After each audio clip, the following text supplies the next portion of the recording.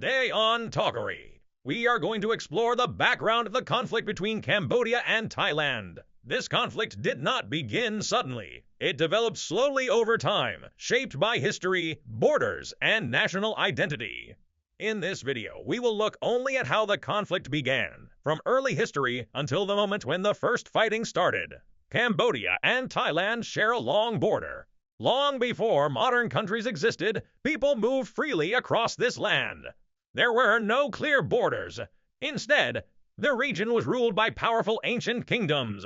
One of the most important was the Khmer Empire, which controlled much of mainland Southeast Asia from around the 9th to the 15th century.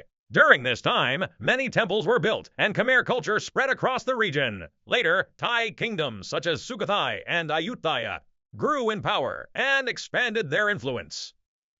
Because of this shared past, both countries feel strong historical connections to the land near their border. One place later became the center of the conflict, Priya Vihar Temple.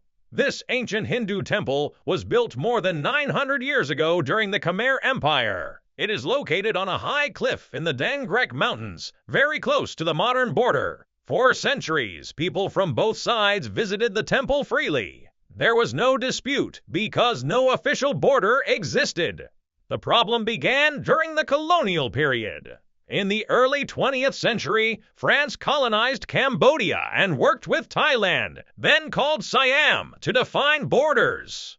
French surveyors created maps between 1904 and 1907. One of these maps showed Priya Vihar Temple on the Cambodian side. At the time, Thailand did not strongly object, and the map was used officially. After Cambodia gained independence in 1953, the issue became more serious. Thailand controlled access to the temple, while Cambodia believed the temple belonged to them, based on the map.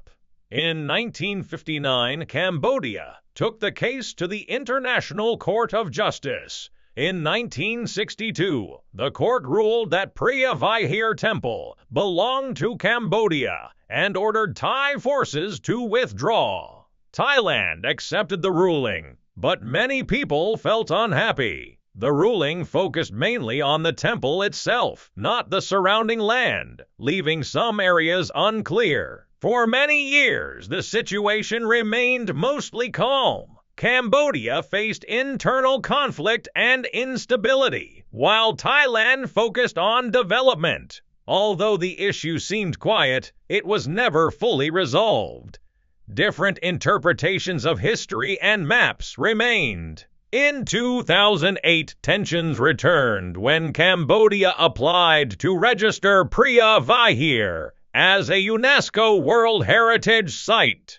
UNESCO approved the application, and people in Cambodia celebrated. In Thailand, however, the decision caused protests and strong nationalist reactions. Politics, history, and national pride came closely connected.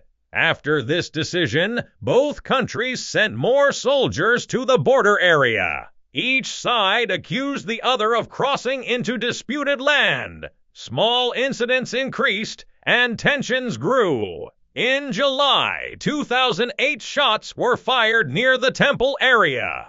This marked the moment when the conflict moved from diplomacy to fighting. This is Talkory. Thank you for listening, and see you in the next story.